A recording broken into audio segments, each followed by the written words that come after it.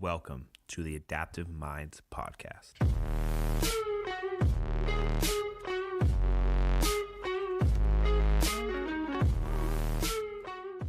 What's going on, guys, and welcome back to another episode of the Adaptive Minds Podcast.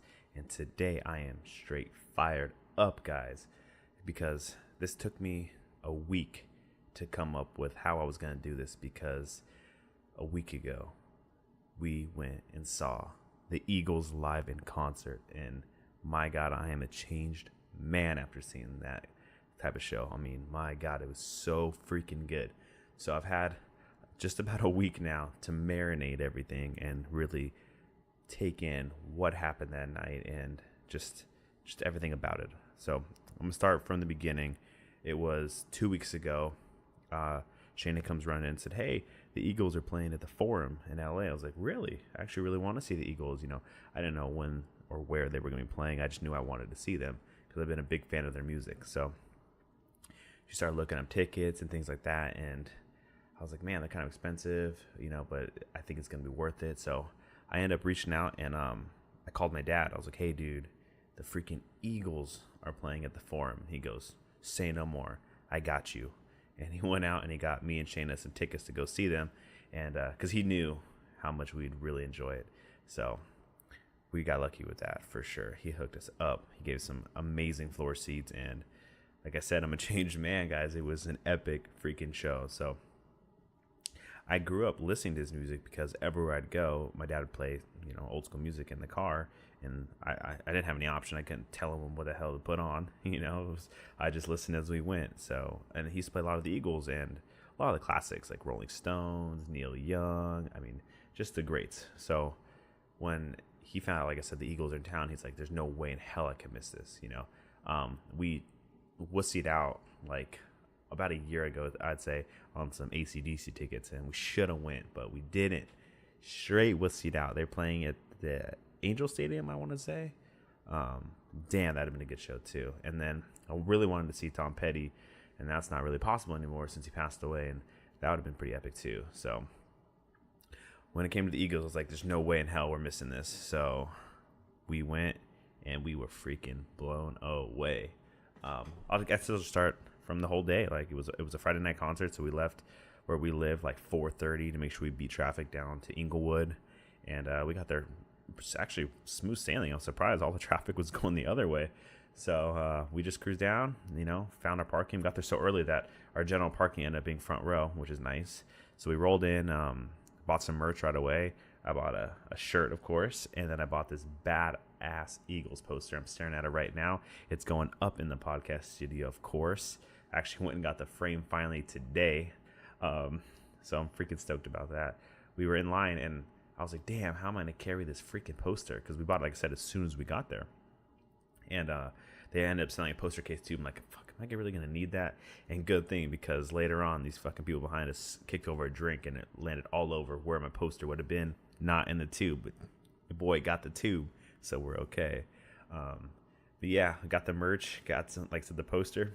A little expensive, but worth it, and looking good. I'm freaking stoked about it. I've been dying to get into a frame, so today we carved out some time and went to Michael's and bought this badass black frame for it. So like I said, it's going up in the studio. First real piece of artwork to go in the studio, which is dope. Looking to get some more. I'm actually looking to get some canvases, but we'll get into that later. So like I said, rolled up early, went in. When you have floor seats, they let you go down to an exclusive, like almost like a VIP area only, which is cool. Went down, ended up getting some food because we were there so early. Went to the bathroom, which were super freaking clean. That really blew me away because, most venues, the places are full of shit and piss and stuff like that. But no, the bathrooms are super clean. There's actually a guy in there cleaning while I was, going to the bathroom, which was cool. I was like, damn, they actually taking care of this place because, when you think Inglewood, you don't think of the best area. But I guess they just redid most of the Forum with the roof and added some new lights and stuff like that. So you can definitely tell it's definitely well kept, and they're just banging out concerts right now. So we rolled up, got, like I said, some food, went, found our seats. No one was really in our row for a long time. Everyone came super late, which is so weird. I guess Friday they just got off work late and stuff like that. But it was an 8 o'clock show, so you'd think you'd try to hustle to see, the opening act. So We waited, and I was expecting an opener. No opener. They just came out on stage. I'm like, what the fuck? Is that them? Bam, lights come on. They open with probably my favorite song, Seven Bridges Road, and my God, I literally was tearing up like a baby. I literally couldn't even keep it together. I was so freaking stoked. I've heard this song so many times. I actually used it in one of my videos one time, and I remember the first time I heard that song. It was on Pandora. It just came on one time. It was the live version, and I was like, what the hell? That was a really good song. And I went back and looked it up, and dude, that song just stuck with me. And I knew from the moment I heard it that I was going to use that in a video because it just fit so well with my family that lives in the South. And so, it's about the South, the moss and stuff like that. So I already had the entire vision of the video I made for one of our Louisiana trips in my head from the first moment I heard that song. That's how powerful that song was. And like I said, they opened with it, and my God, I literally couldn't keep it together. I was trying not to let Shannon know I was tearing up so bad because I was so freaking emotional about it. So bang, open with that song. The backdrop is just epic. They're just out there just slaying already. You could tell their energy's high. You could tell they're stoked to be there. This is where it was a second show. They had a Wednesday show, and we saw the Friday show, and you could tell they were fired up. Their harmony was together. It was just epic. Boom. After that, roll into Take It Easy. And like, again, top song for me for sure. And it's like, I just couldn't. I was still like so emotional. I couldn't keep it together. And it was so good. And like, just to see them up there just jamming, and just think of all the times I've listened to this song, and now I'm watching these legends play it live. My God. So after the second song, they stopped for a second. They introduced 3 years ago now, Glenn, their lead singer and guitarist, died from I think it was a problem with the cancer or something like that, and pneumonia. And it was the wife actually filed like a wrongful death because they could have caught it or something like that. And yeah, so he passed away, and his son took over and just shredded up there. Looks a lot like his dad, but more hippie-ish, I'd say. Surprisingly, even though he's so young. I think it said he was 25. But yeah, sounds just like him and absolutely shreds. And so they kind of introduced him and introduced everyone. Another guy's playing with them named Vince, who just killed it. And yeah, every song they played. I mean, I think the set order couldn't have been more perfect. It was so good that I was almost staying the whole time. This guy in front of us kept dancing too. It was so funny, and you could just see these witchy womans hang around the front row and trying to like dance and be all seductive. Even though the ladies are way older, but it was just hilarious to see, and everyone just jamming with them for sure. Yeah, like I said, it was so freaking epic that I was so sad when it ended. But they had 4 encores, which is cool because we just kept calling. Everyone just kept screaming. And they just kept coming back out. It was so good. On a little side note, David Spade was sitting pretty much almost right in front of us. I was like, holy shit, is that David Spade when he was leaving? You don't recognize someone from the back of their head. But yeah, it was David Spade. Apparently there were a lot of celebrities there too. I found out later after going through some of the Instagram posts and things like that.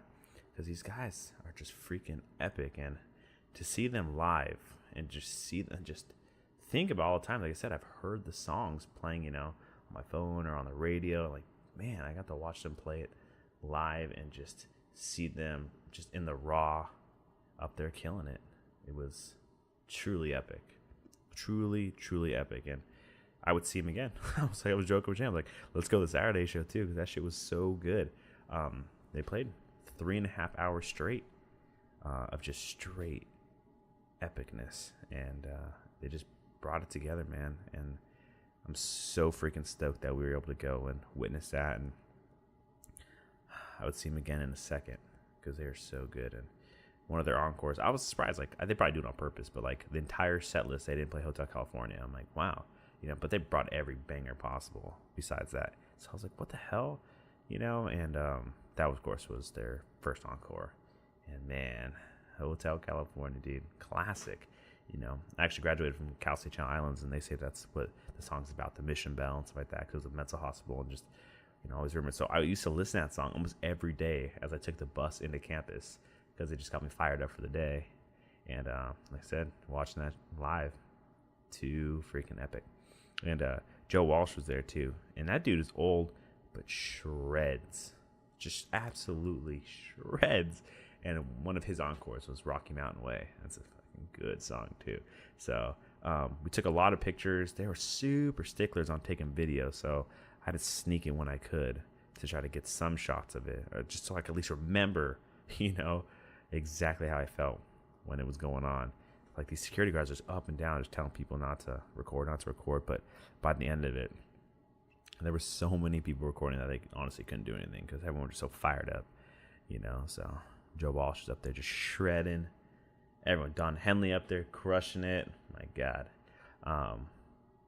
I couldn't even tell you which song was my favorite. I would say all of them are from the show were just all top 10. 10 out of 10. So freaking good. All of them, Witchy Woman, New Kid in Town, One of These Nights, The Long Run. My God. They just kept going. Super. Actually, I heard a song that I haven't heard in a long, long time. It was off their 2007 album, Long Road Out of Eden, the album. And it was called How Long. I forgot how good that song is. So you guys can bet that shit's been on replay on my phone. Like literally this entire week, all day at work, all night, just listening to straight the same and all the greatest hits again. Because it's just making me relive that entire night. And just every time I hear the song, I just think of them playing it up there. And every car ride, everything we're in, we're just straight playing the Eagles because we're just still on that freaking high from it. Because it was so epic. And that was actually my second concert I've ever been to. First concert was Coldplay. Now it's pretty amazing too. That was 2 years ago. We saw them at the Rose Bowl. Huge stadium. And it was just sold out. And everyone just thumping the Coldplay. Super good. And but it's just a different kind of concert than the Eagles. So when I saw the Eagles, I didn't know exactly how to go about it. I was like, we're going to be sitting. Because we were at Coldplay, we were sitting most of the time. Because we were in the stadium. But being so close to the Eagles, man, we're standing and just rocking out with them. Straight amazing. Like I said, I'm so stoked about this freaking poster I'm looking at right now. Can't wait to put it up on the wall tomorrow. Add into the studio. It's good stuff. Good stuff's been happening. Can't wait for my next concert. I don't know who I'm going to see next, what I'm going to see.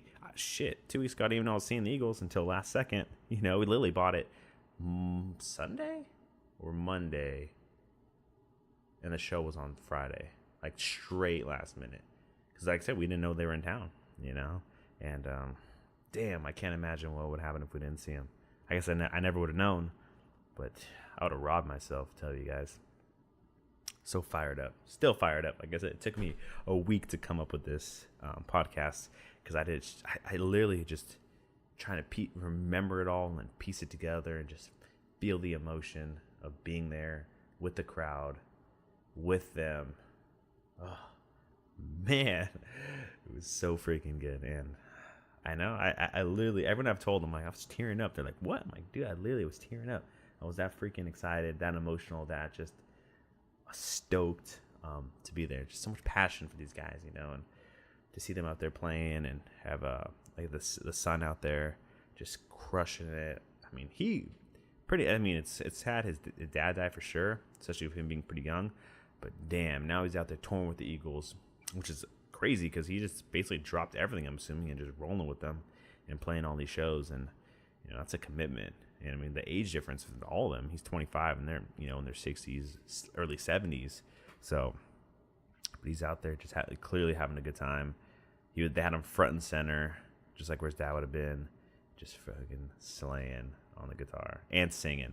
When he sang "Peaceful Easy Feeling," my God, again, brought tears in my eyes. I don't know why. We're just that fired up, I'm so freaking stoked that we went. So I don't know how many times I said "stoke" this podcast because, I am stoked. So, but yeah, like I said, fun time, good time. I wish we could have brought young baby, but no, it was a little loud for him for sure. We had to buy some little earmuffs for little man, but maybe when he's older, we'll take him, see what it's all about, So, fun stuff been happening. Babe, right now it's just before midnight here in beautiful California. Babe mama went to sleep not that long ago. Young baby's been down. He's been having some trouble this week. I think he's starting to teeth a lot now, so he's been a little bit uncomfortable, but he's still having a good time with him. He's so much freaking fun. And like I said, I wish we could have brought him, but it was just me and baby mama for that show. And man, too epic.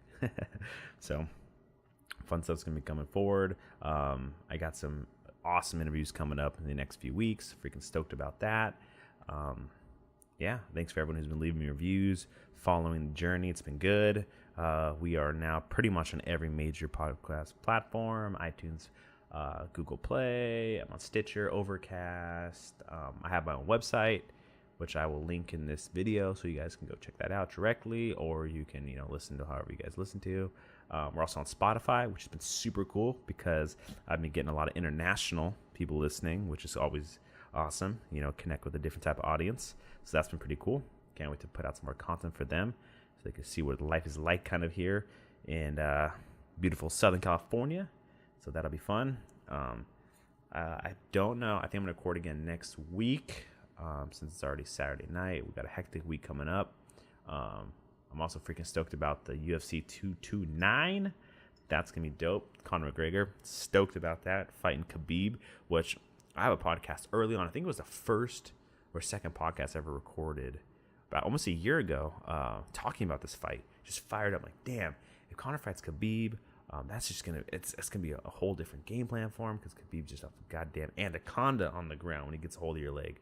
And that's something Conor's not really too strong at, but it looks like he's been training a lot on the ground for this. So I'm so stoked for that fight. 2 weeks away. Been waiting. It's gonna be epic. I hope. Hope no injuries, no nothing. I want to go smooth. Hope everyone fucking makes weight so we can actually watch this, because the hype is pretty real. Actually, it's funny. Earlier today, I watched the Notorious movie. Super good, but like the whole Jose Aldo pulling out 2 weeks prior the first time, that's something I don't want to happen with this. I want to see some carnage. All right, freaking fired up for that too. So I know it's a little bit of a shorter podcast, but I just had to get this out. I couldn't wait any longer. A week was too long. I wanted, literally driving home from the venue, I was like, no, I'm going home, straight record a podcast right now. But I'm like, no, can't. I'm gonna forget too many things because it just happened. I'm not gonna be able to think about everything that happened and compose myself, because you guys could probably tell I'm so fired up about it right now, still a week later. So yeah, that's why it took me so long to get this out, but I'm glad I got to now. I'm gonna do some editing, get it all wrapped up, post it live, and be set for the week. Thank you guys so much for listening to the Adaptive Minds podcast. Keep following the journey and stay beautiful. I like the way your sparkling earrings lay against your skin so brown, and I wanna sleep with you in the desert tonight, with a billion stars all around, 'cause I got a peaceful